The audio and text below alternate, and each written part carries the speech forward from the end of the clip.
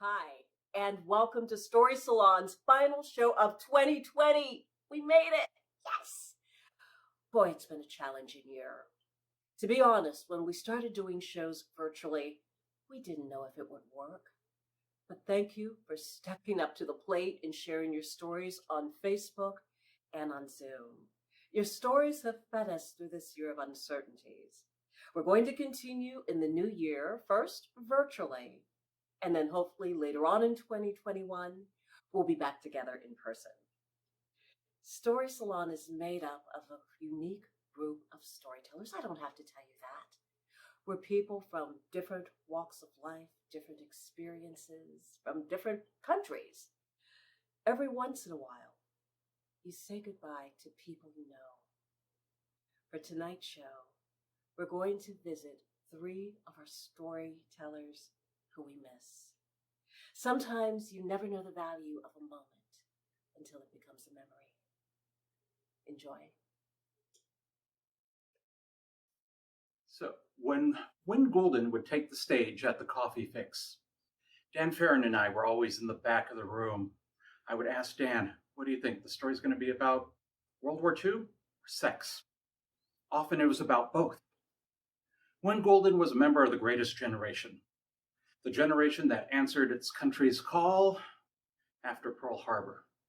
What made Win different from many people of that generation is that Win liked to talk about his experiences, not just his experience as a soldier during World War II, but also some of his more extracurricular activities. Listening to a story by Win Goulden could be a history lesson, or it could be a master class in the world of jazz. He always appreciated having this space where he could tell his stories, and we loved hearing them.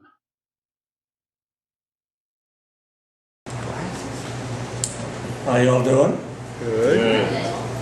Okay, I call this 52nd Street. There were 3 of us, all World War II combat veterans.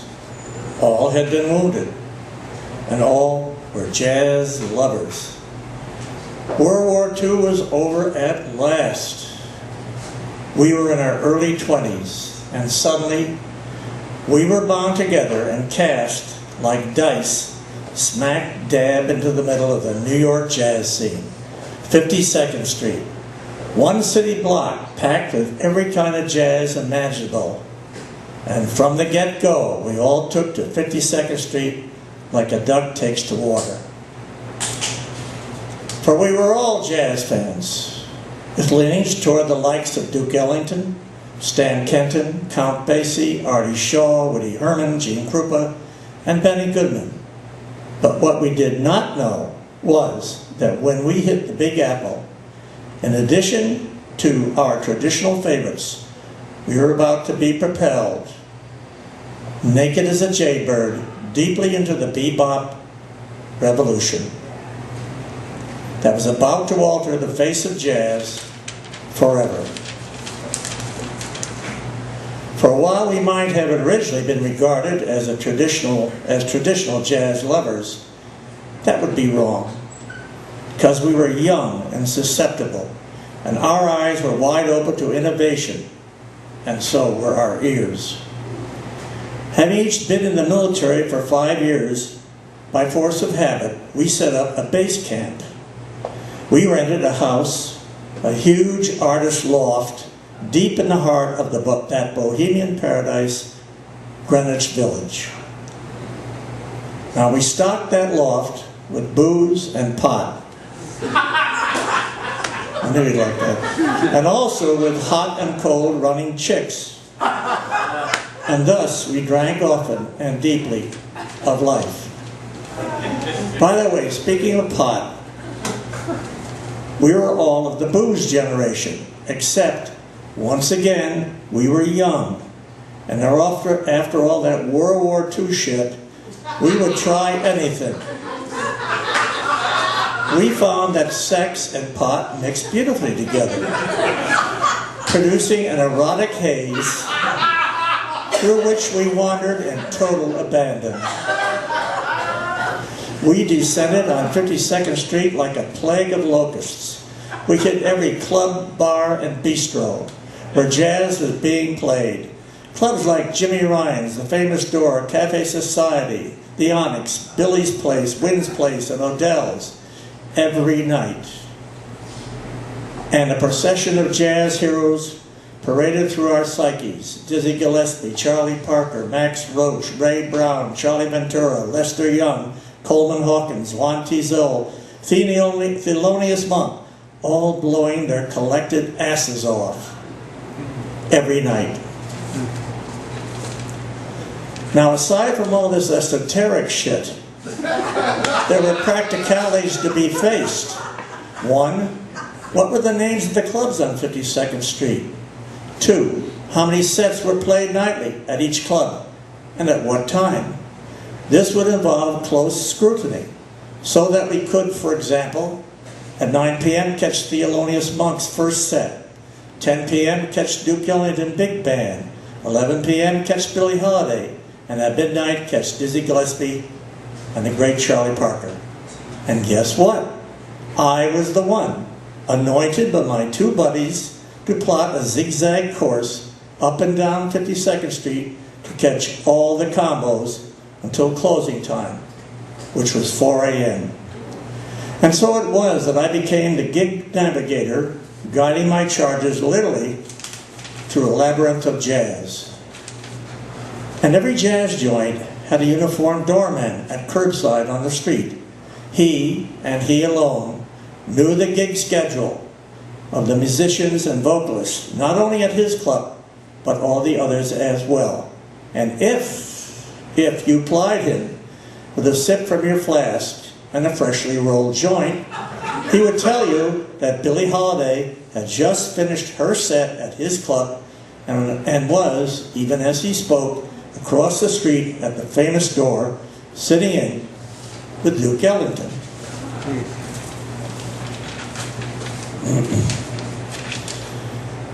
Well, it was one hell of an experience, I'll tell you.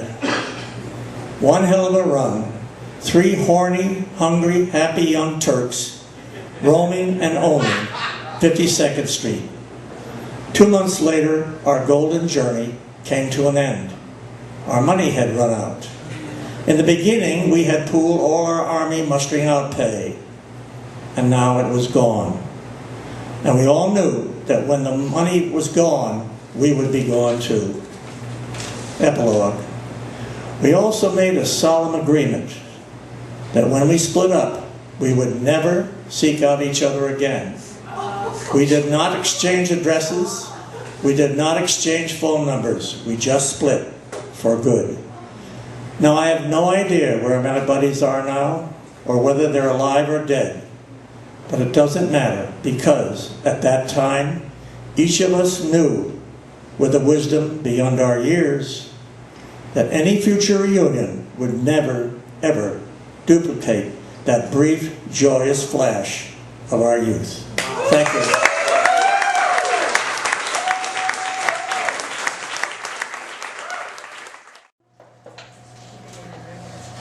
I call this one The House on the Hill.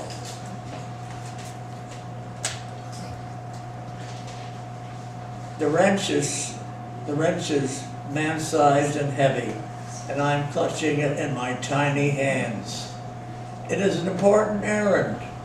I am taking it to my father, along with his battered fedora, which, placed on my head, obscures most of my vision. He is standing beside his truck in our long driveway that winds down from the house on the hill. My father reaches down from his great height and removes the fedora. He takes the wrench and places his hand on my tiny head. I feel the firm but gentle touch of his work-stained fingers, and his heartbeat is mine. I'm standing before a field of daisies, acres of them, all white with delicate petals and golden eyes, swaying, dancing, bowing in the warm June breeze. I stand by my firstborn son.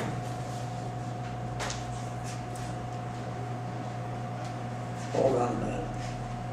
There, okay. His tiny, trusting hand in mine. He is looking deeply into the golden haze. Daisies, I say. Daisies, he says. My mother stands on the great front porch of the house on the hill. She is drying her hands on her apron. I get out of the car and come up to the path. I am mounting the steps. I have been away a long, long time, and I have been in great danger. My step is halting, and I see the lines of pain and suffering on her face. And then we embrace, and I am healed, and tears of blessed release course down my cheeks. The Atlantic surf is crashing, white-plumed black depths. Icy spume trails thousands of cold. Trails threads of cold. It is November, and it is New England, and I am once again treading the beaches of my childhood, and another tiny, trusting hand with a fiery red mitten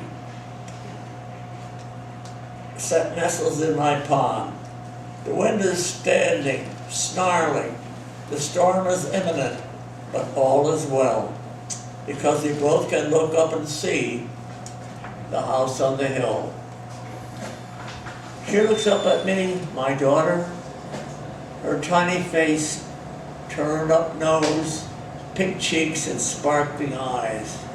Her lips move, and she says, "Daddy," and smiles the sweetest smile ever, ever. And now it is high noon. It is I'm sorry. And now it is high summer, and the sound of the locust is everywhere. The heat is palpable, and there is a deep haze. She looks up at me, another daughter, and I see her golden hair and her eyes, a reflection of the summer sky.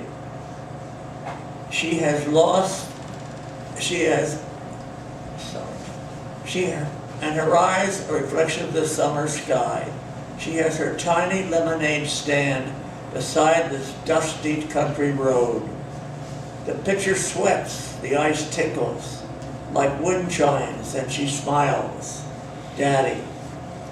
And now I'm treading another road again. My hair is white with winter's touch. And once again I am standing beside another son, watching, listening. His hands are all I can see. Above the cymbals, I am listening to the rhythmic patterns he plays. His flashing hands bring joy to my heart and tears to my eyes. He gives up, he glances up, he smiles with that crooked jazz smile. "Hi, Dad," he says. Spangles of light bounce with shimmering intensity on the surface of the swimming pool.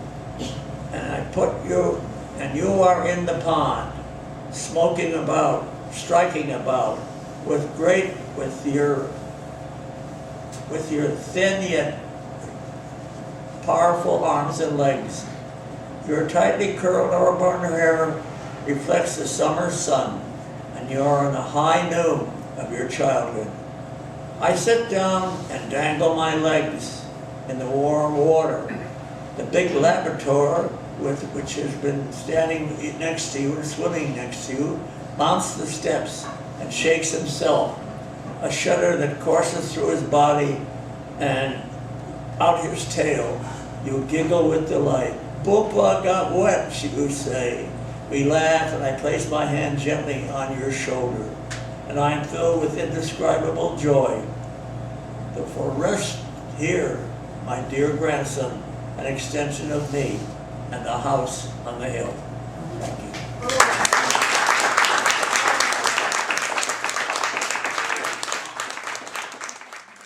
Hi, I'm Beverly Mickens, and this has been my experience as a producer of Story Salon.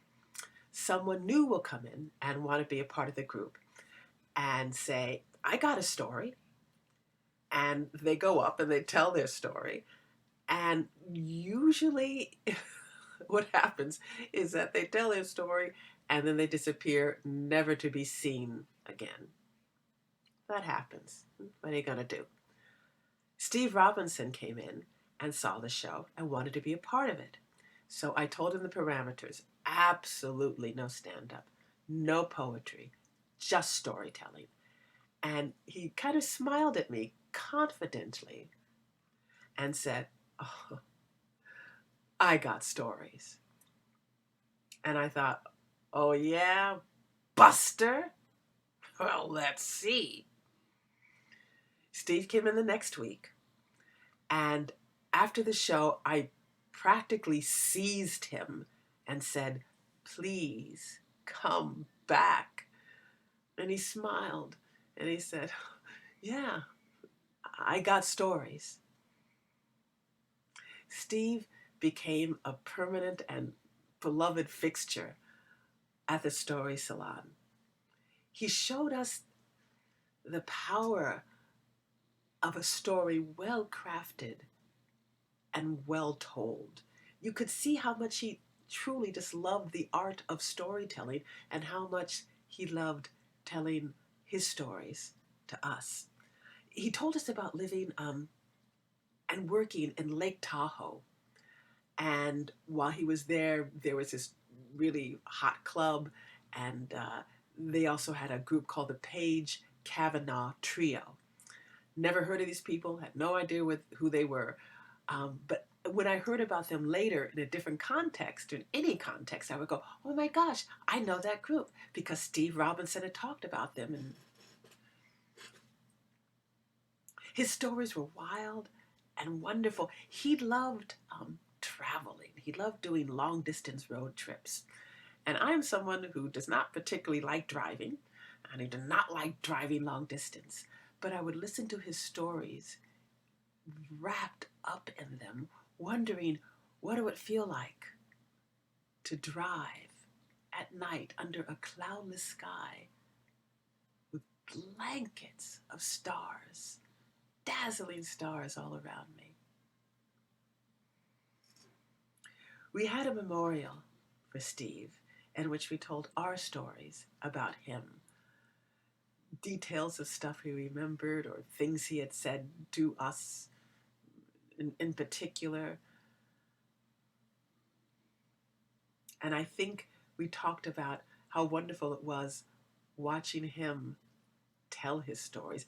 I would like to think that Steve would be pleased by our memorial. We were not saccharine or sentimental.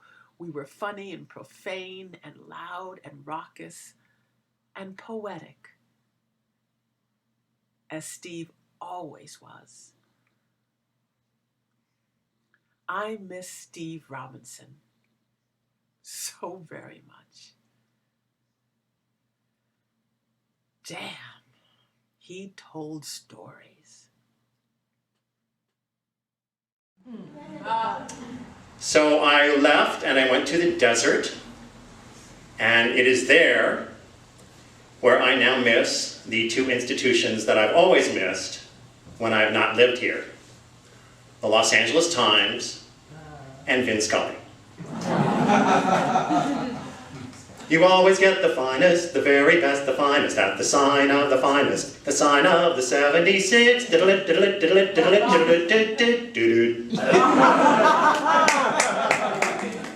In the fall of 1959, I came home one day from Nessel Avenue Elementary in Tarzana and found my grandmother watching the Dodgers and the White Sox in the World Series, more excited than I'd ever seen her. I had no idea what was going on. But by the spring of 1960, I was in Little League, collected baseball cards, and loved the Dodgers. I'm from Milwaukee and I ought to know, it's draft brewed Blatz beer wherever you go. Smoother, fresher, the feeling that's clear. Blatz is Milwaukee's finest beer. Well, hi everybody, and a pleasant good evening to you wherever you may be. Dodger baseball is on the air. I listened to as many games as I could on 50,000 watt Clear Channel station KFI Los Angeles. This is when Clear Channel was not a company but a condition. You could hear KFI in Lake Tahoe at night. The KFI was the flagship of the Dodger network, which stretched from San Luis Obispo to Yuma, maybe Phoenix, but I don't know. I didn't care because I was here, the center of things. My mother worked at Warner Brothers, and in 1963, after I just turned 11, on September 15th, she somehow acquired 2 reserve-level seats for Game 3 of the 1963 World Series. Dodgers and Yankees. The Dodgers took the first 2 in New York, and they came here. The seats cost $6 each, which was pretty steep then for reserve level, but it was the World Series. We're on the first base side, 3rd level. Yankee right-hander Jim Bouton scatters 4 hits, but hometown hero Don Drysdale, who went to Van Nuys High, gave up only 3. The Dodgers scored 1 run in the first inning on a walk, a wild pitch, and a single, and we won 1-0. In the 7th inning, Yankee catcher Elston Howard slammed a comebacker to Drysdale, who stabbed it and threw to first, and I was keeping score because I knew how. And in the margin, I wrote, "Fine play by Don," because that's what Vinny said on the radio. In May of 1964, Sports Illustrated did a major profile on Vin Scully and called it the Transistor Kid, because so many people brought radios to the game to hear him describe what they were seeing. The article, the last one, the major article for that week, had a full picture, black and white, of freeway traffic, and on the other side, red-headed Vin at the microphone, because that's what LA was. And this was a national magazine focusing on our guy, and I had a subscription. I used to have Vin on my answering machine without the express written consent of Major League Baseball. Although it probably was. I took it off the vinyl LP of the 1981 championship season. So you would call me in here. High fly ball to deep right field. Murphy goes back. Oh, way back. She is gone. Gone. Like me. Leave a message.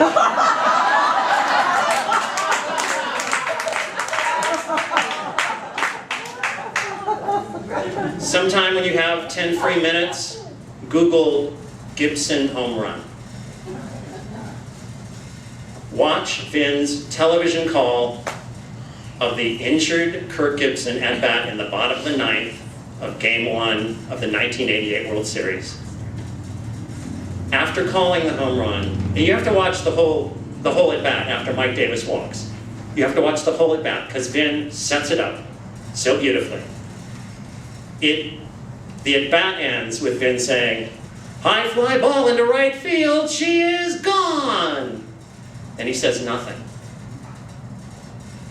Gibson rounds the bases, the Dodgers pour on the field, the stadium goes insane.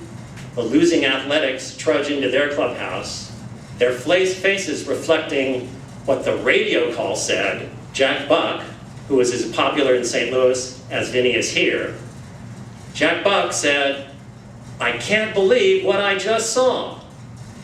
And he couldn't believe it so much, he said it again. This is as Gibson is rounding second. And a lot of times when you see the clip, they'll play Jack Buck's call because that was what he said at the time.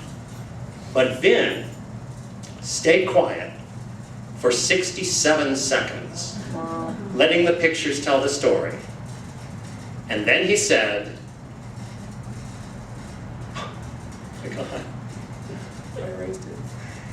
in a year that has been so improbable, the impossible has happened.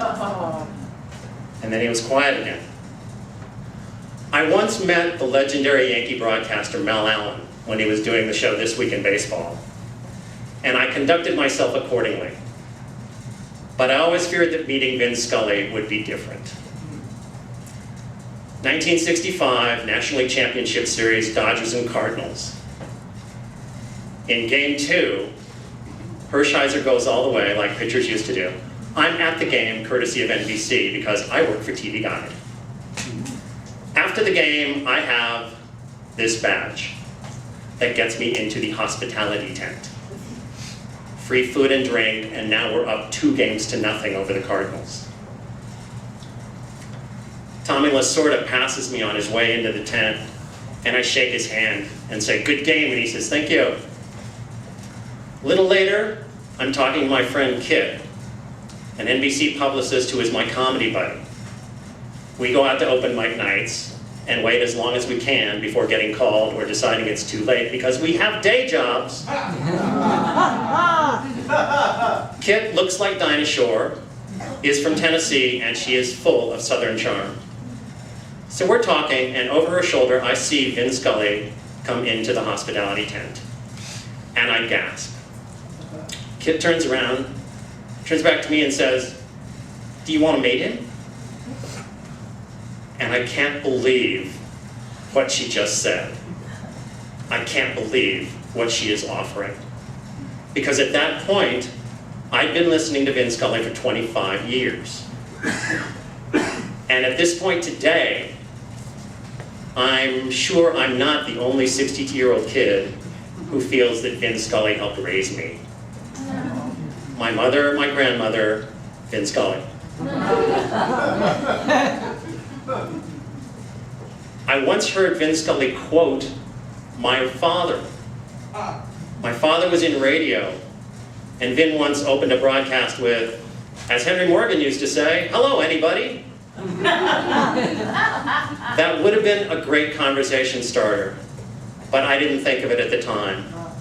All I could think was, Vin Scully is right over there. So I looked at my friend Kit and I shook my head no. I can't. I know I will become a babbling idiot and call him my surrogate father. And it's just too embarrassing to imagine, yet I have several times over the years, and I try to not regret my decision. If he's on the radio, when I come for Story Salon, I stay in the car a little extra time and soak him up.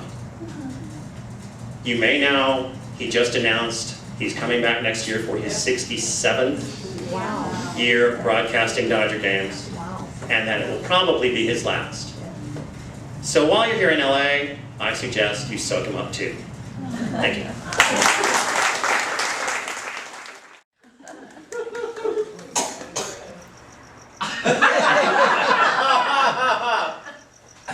I spent the summer in an uncomfortable triangle, which included me, my car, and my mechanic. I'm pretty sure that all the parties lied at least once. After snakes and crying women, few things strike terror within me more than having to look under the hood of my car.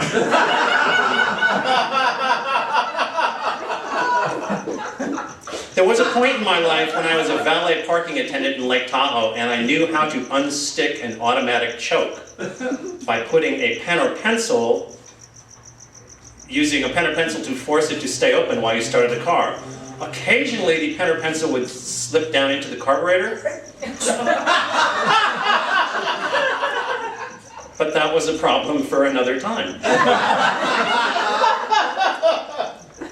So on June 4th of this year, my car made a sound that was unpleasant and alarming. It still ran, but it did not sound like it would make it the 13 miles to Earl's Automotive, which is across the Colorado River in Arizona. 13 miles. A few words about Earl. He had a shop for many years in Burbank and a stellar reputation, according to a framed article from the LA Times that hangs in his office. He was recommended by my pot dealer.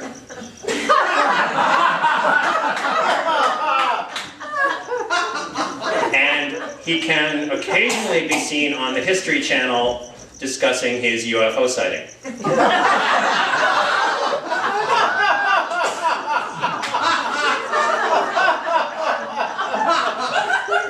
I had been to Earl before this and had received, to my very limited knowledge, fair treatment, and he had even honored my warranty. So I sent the noisy car to Earl, and he called me back and asked me to describe the noise again. Then he said, yeah, I don't hear what you're describing, but I did find, and then he said a lot of car words.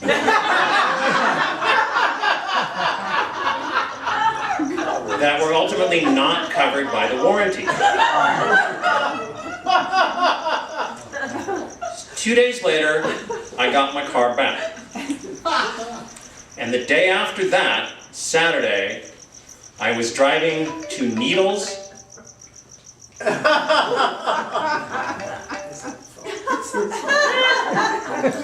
Earl. Check pills. Time for my pills.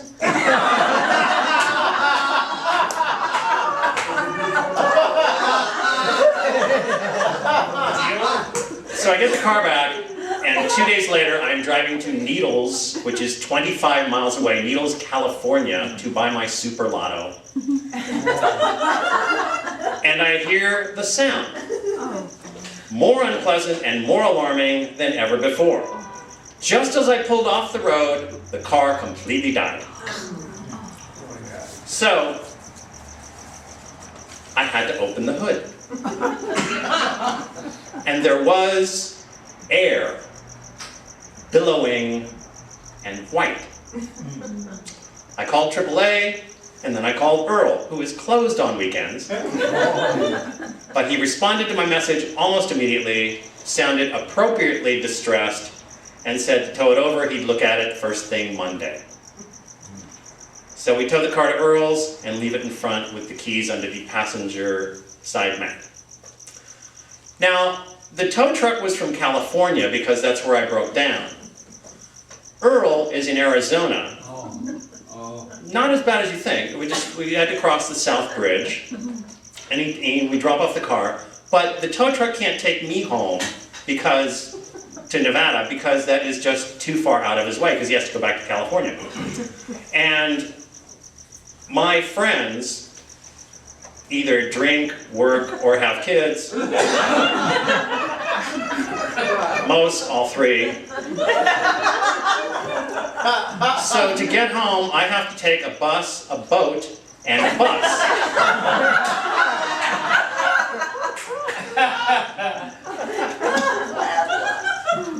Turns out the radiator was blown, and it's covered, and they replaced the radiator.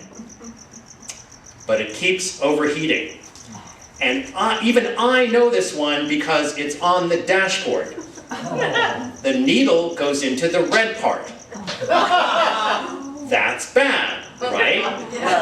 Okay. This started like a 6-week odyssey of where my car was with Earl, in and out, and the same thing always, the radiator. We had bad radiator cap, bad radiator. So I get a new radiator, a new radiator. Bad radiator cap, bad head gasket, bad head gasket again. And the second one I find out from another mechanic, because at one point I confronted Earl with a written list of 8 reasons why I no longer trusted him. And those that he could not verbally tap dance about, he agreed with. In the middle of these visits to Earl, during a period when my car was declared drivable, I had a dental emergency. Now my dentist is in Long Beach because he's a personal friend. Oh my God. I drove in, got my emergency fixed, and on my return, as I'm crawling up the 605 to try and merge into the 210 to go to the 15 to go home, the needle goes into the red. And I'm not moving, which is worse. But after 10 minutes, I'm coaxed onto the 210, and I make it home the 300 miles just with the needle flirting with the red all the way. But I make it back home and make it back to Earl's. So I have another bus.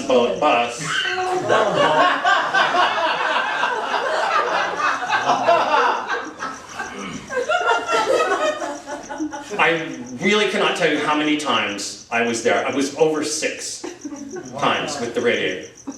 I got the car back again in mid-August, and I immediately had another dental emergency.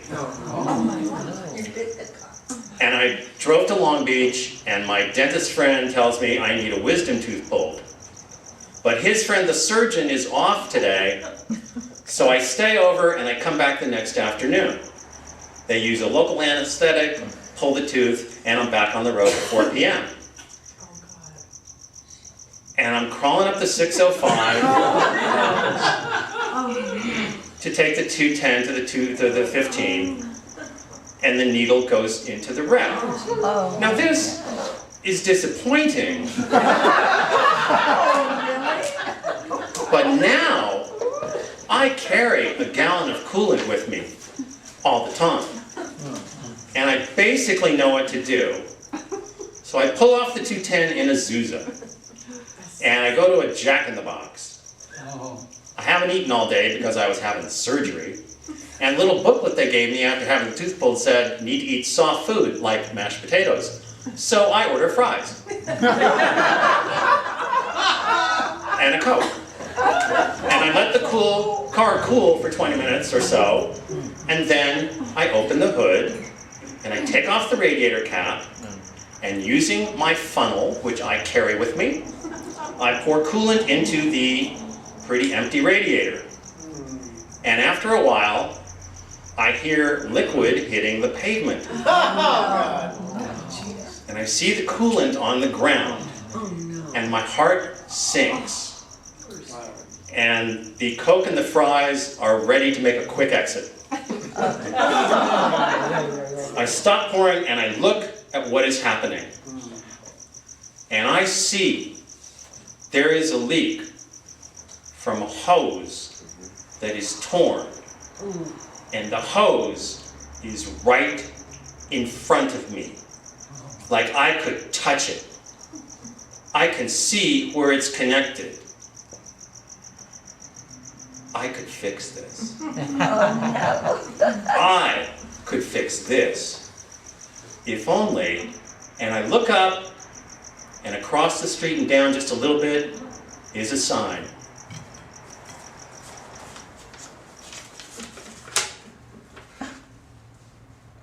Dick's Auto Supply.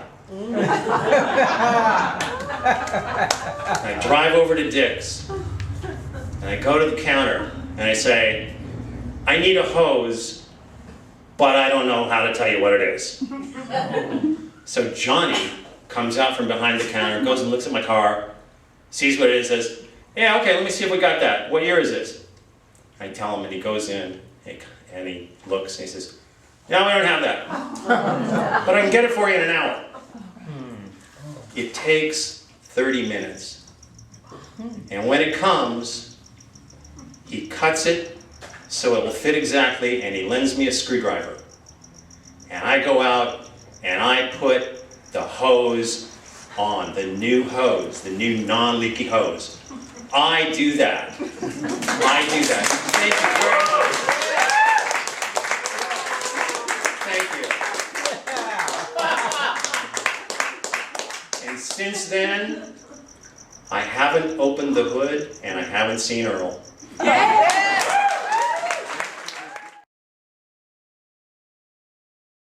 I first met Suzanne Wong in 2002 at the Las Vegas Comedy Festival. She killed that year, and she won the Up-and-Coming Comedian Award. Several years later, I was really excited and happy to see Suzanne wander into Story Salon, and she quickly became an audience favorite. Suzanne took no prisoners on stage, and she was funny and honest and poignant and could bring you to tears with laughter or with drama, all in the same story. Suzanne shared her battle with cancer with us, and it was always so poignant and so honest and so courageous and always so inspiring. I always liked to see Suzanne at Story Salon. She was always so excited to be there, so smiling and happy and jumping up and down like a little kid. And I especially enjoyed those evenings when I could introduce her on stage. She would run to the stage and give me a big old hug, and afterwards she would give me a hug, and we'd take a second to share something about that story, and how happy she was to be up on stage and to tell that story. Those are some of my favorite memories of Suzanne. And now it's my pleasure to bring to you the brilliance of Suzanne Wong.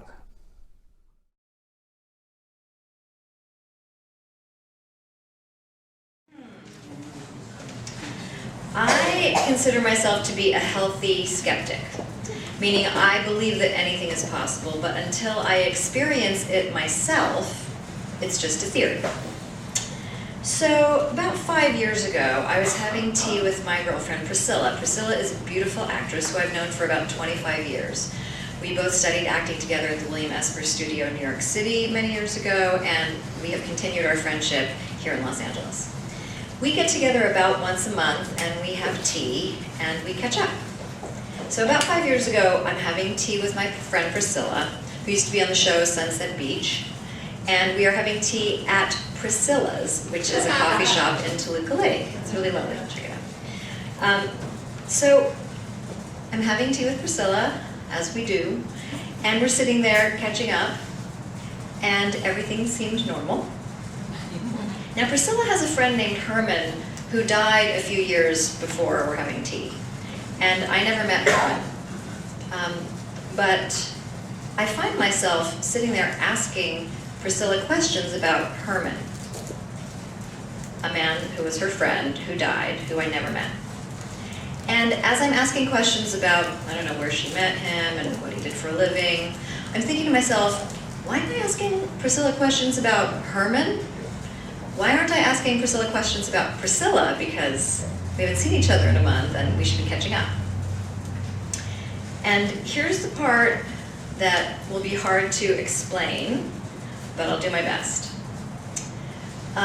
Herman's soul or spirit showed up. Here's what it felt like. It felt like, you know when someone's behind you and you can't see them or hear them, but you know someone's standing there? So it felt like somebody who was really hyper was jumping up and down right behind me. So I turned around, but there was nobody there. It was sort of like Whoopi Goldberg in Ghost, right? When she's a scam artist, she's like this channeler medium, but then one day Patrick Swayze is there and she's communicating with him and she's freaked out. So I'm feeling a little bit like that. So Herman is here. I'm sorry, what? And he's not, I can't see him and I can't hear his voice, but he's somehow putting thoughts into my head or putting impulses into my gut. And it's basically like he wants me to communicate to Priscilla. He wants to communicate to Priscilla through me. And he's just sort of giving me this energy. I'm thinking, what's happening right now? I'm freaking out. And Priscilla has no idea. This is all just happening silently in my consciousness. And so I basically tell Herman to just leave me the fuck alone and go away, and I'm just going to be talking to Priscilla. But he's persistent, sort of like when Patrick Swayze starts singing Henry VIII, I Am, I Am. He's just saying, you know, please, please, please, please, please, can you, I want to talk to Priscilla through you. So finally I'm thinking, you know, what? And so he says, he doesn't say this, but he makes me want to say to Priscilla, something about her hair looks nice, like with that style and cut, and I'm thinking, are you fucking kidding me? You've died, and the big message you want to communicate to my girlfriend Priscilla, your dear friend, is nice hair? And I'm thinking, that's ridiculous, forget it. But he's persistent, and I get the sense that if I don't say something to her, he's not going to leave me alone. So I decide to dip my toe in the water of this, and I say, Priscilla, did Herman ever see your hair? She had just gotten it cut and styled a different way. Did Herman ever see your hair like that? And she says, no, why? And I say, Herman wants me to tell you that he likes your hair cut and styled like that.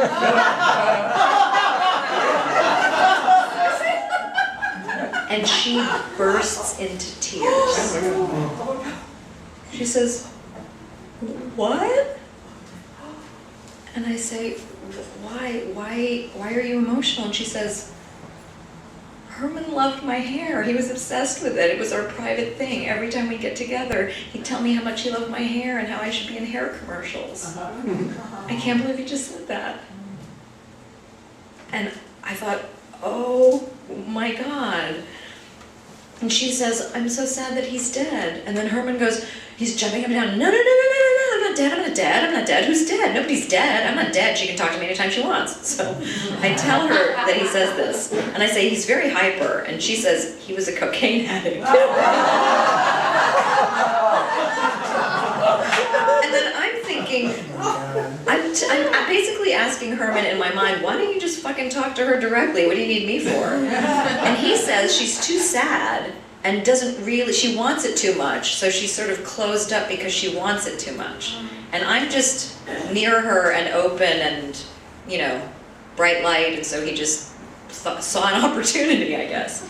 Anyway, so then I say to Herman in my mind, could you leave us alone now? Because, you know, I did what you asked, and now I want to talk to my friend. And he basically went, okay, and he left. 6 months later, I pull into my driveway of my house, and I see a shadow go by the driver's side window of my car, like a person walked by, and I look, and there's no one there. And I know it's Herman. So I'm guided to look for some sort of visual sign for what he wants to say. And so I see a sign in the apartment building next door to my house that says private property, and I intuit that Priscilla wants to talk to me about something private, but she doesn't want to bother me, and that Herman is wanting me to call Priscilla and ask her, so I do. I call Priscilla and I say, Herman says there's something that you want to talk to me about that's private. She bursts into tears on the phone and says that she's having this crisis, which is really personal and I'm not going to share with you. And she says that she was so happy that I called because she really wanted to talk to me about it, but because I was going through stage 4 breast cancer at the time, she didn't want to bother me. I was so happy to take my mind off of what was going on with me and be of service to my friend who I loved. So, that was another thing Herman did. 6 months after that, I'm driving past Priscilla's coffee shop again in Toluca Lake, but I'm not with Priscilla. But it reminded me of that experience with Herman. So I look for another visual sign, and I look at the license plate of the car that's right in front of me as I'm turning the corner around Priscilla's. And the license plate has some numbers and then the letters RAC and then more numbers. And I intuit RAC, race. And I hear Herman say, don't rush through your experiences. Life is not a race. Call Priscilla and tell her that. So I call Priscilla and I say, you know, it happens like once every 6 months. Herman wants me to tell you, don't rush through your experiences. Life is not a race. Guess what she does? She says, what? Herman died in a car crash on Sunset Boulevard, speeding to his appointment because he was running late. I didn't know that. I have heard of channelers of spirits, and wasn't sure if I believed it was actually possible. I sort of feel like, energy can't be created or destroyed. It's possible that there's souls and spirits, but as far as individual people communicating with them, I was like, I don't know, I'm not sure about that. And what's funny to me is that I would end up being a reluctant channeler. And here's what I realized while I was going over this story today in my head. I used to be somebody who, I spent the last 15 years actively working on myself in different ways, but I've been somebody who's in the past been really concerned about what other people think of me. And whether they think I'm whatever, put in, an adjective somewhere. And I've really done a lot of work on myself in that regard. And I realized that if you don't believe my story or you think I'm crazy, I don't give a fuck. Because what you think of me is none of my business. That's it. Suzanne, I would love to paint your nude body. I got that text message a few months ago.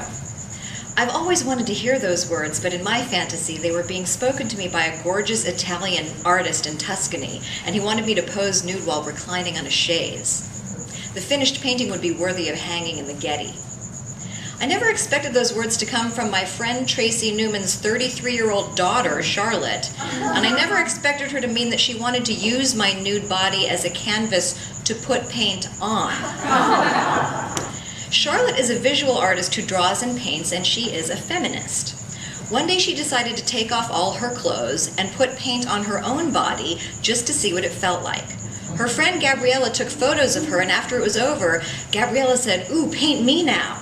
This turned into what Charlotte calls the Body Joy Project. I went to the website, and the mission statement begins with a quote by Maya Angelou.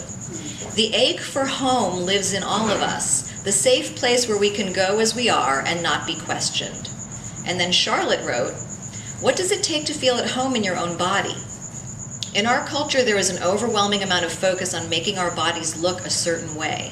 We learn to view others and ourselves through a lens of shame. Body Joy Project aims to switch that lens of shame to one of love." Wow. So then I looked at some of the images on the website, and I thought they were amazing. Now, I didn't know Charlotte very well, and to be naked and have her touch me with paint on her fingers freaked me out.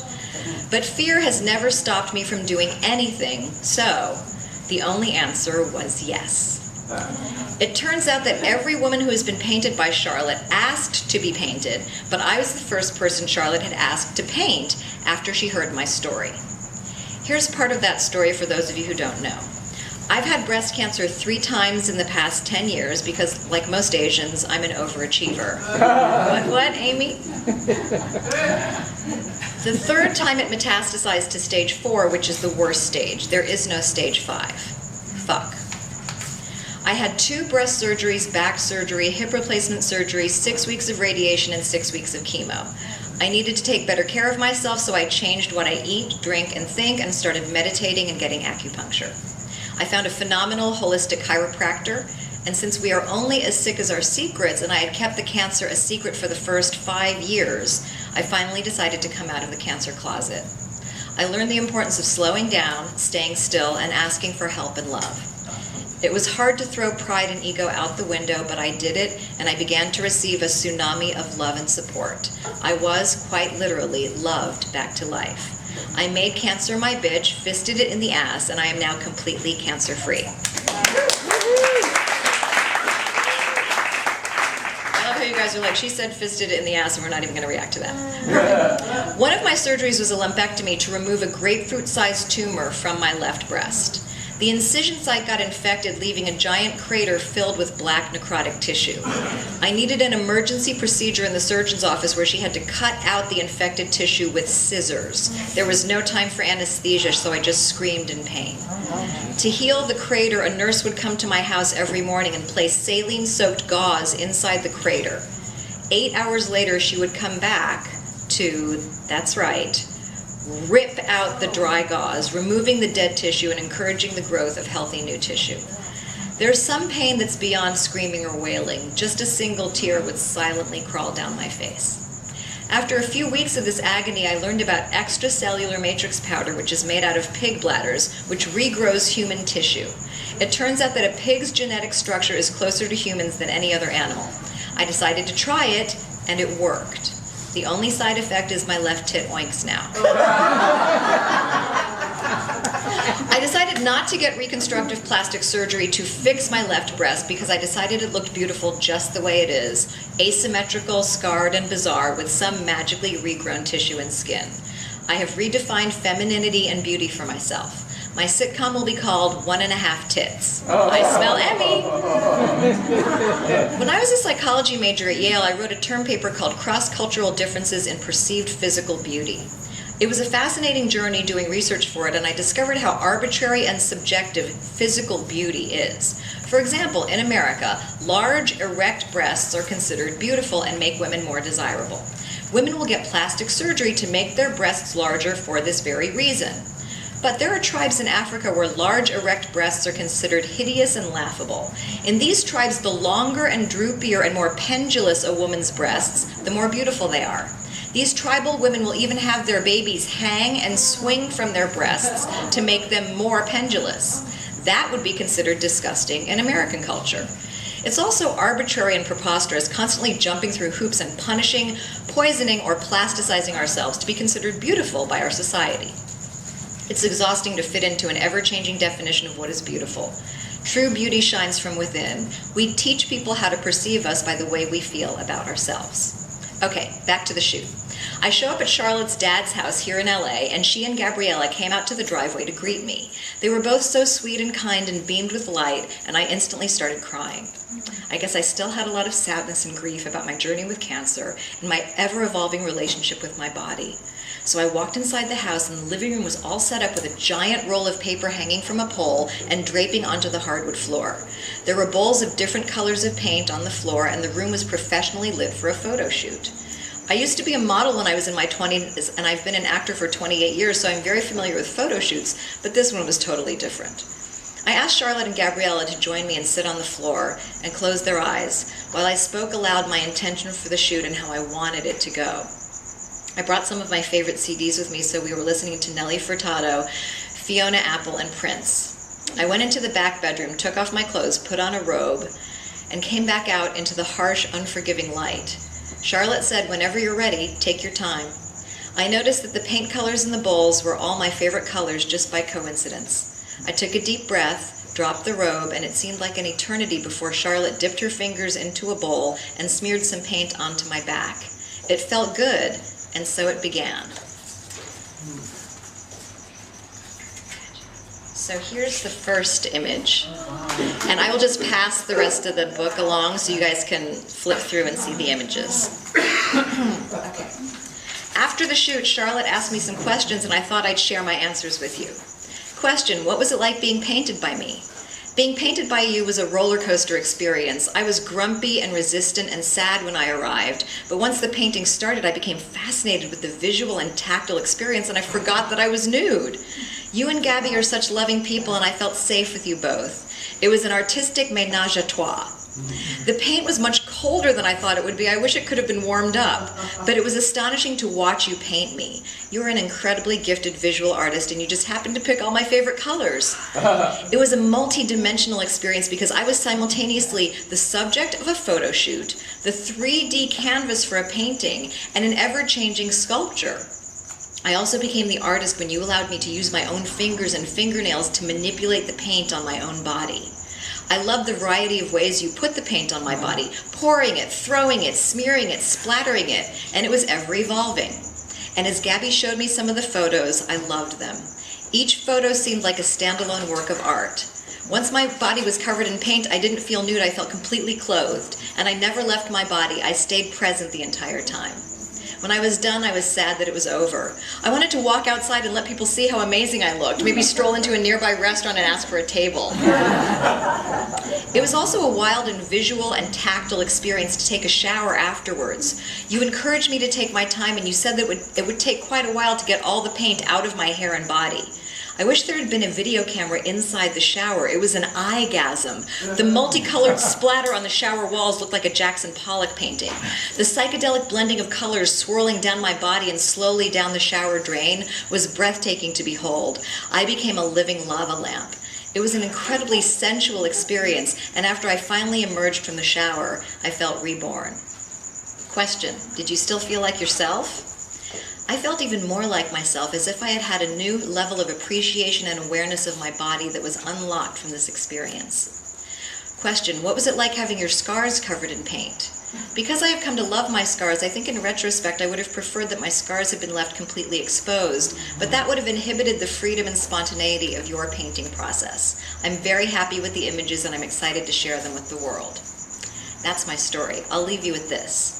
If anyone here is dealing with cancer or any other major disease or dysfunction, please know that it is possible for you to reclaim your health and happiness. And if you have any sort of judgment or insecurity about any part of your body, I hope my story will help you embrace your scars, asymmetries, and imperfections, because we are all gorgeous exactly the way we are.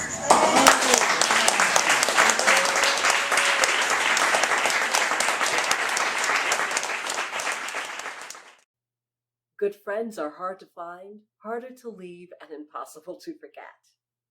On behalf of producers Dan Farron, Tony Figueroa, myself, Donna Allen Figueroa, and our executive producer, Beverly Mickens, we wish you a happy, healthy, and prosperous 2021.